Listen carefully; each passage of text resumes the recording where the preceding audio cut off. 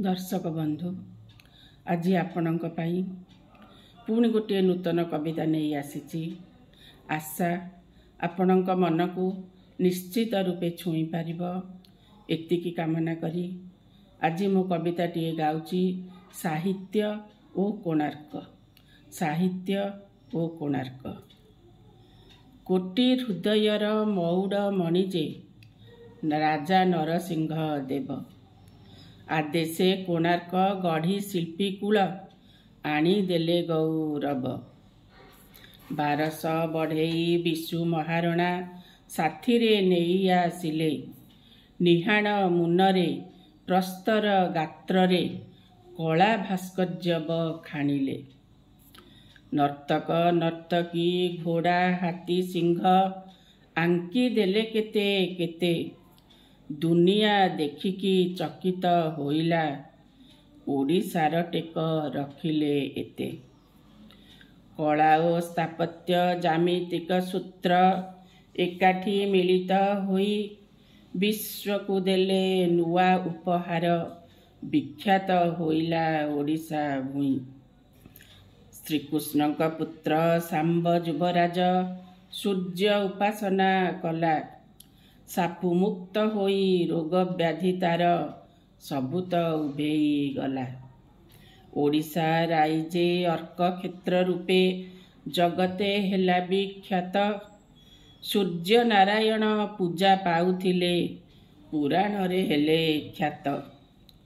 प्रभातरे सेही सुनेली किरण पड़ू थाए मूर्ति परे हीरा लगी थाए मस्तक उपरे झलसु थाए अचिरे।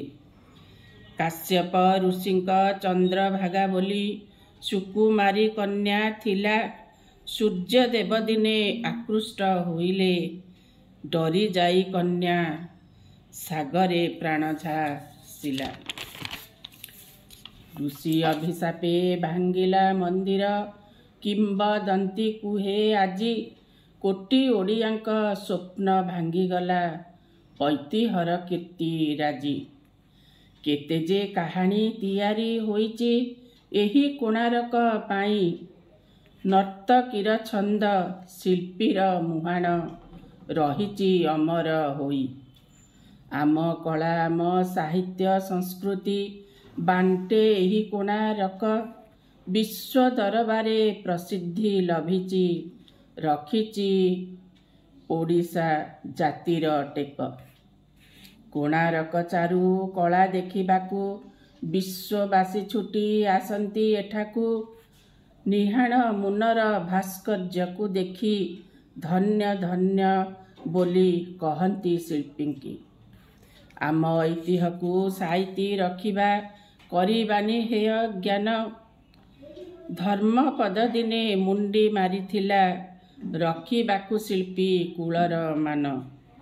7 अटे सप्ताह प्रतीक 12 चक अटे 12 मासर 8 अख पुणी सूचाई न दिए राति दिन मिसी 8 प्रहर। अतीतर शिल्पी अतीव महान तांक पाद तले कोटि प्रणाम। कोणार्क रहिची साहित्य समृद्धि धन्य कला स्थापत्य आमर। धन्य कला स्थापत्य आमर।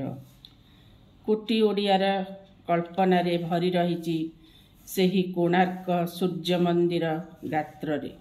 कोणार्क पाई साहित्य प्रकाशित एवं समृद्ध। जय जगन्नाथ।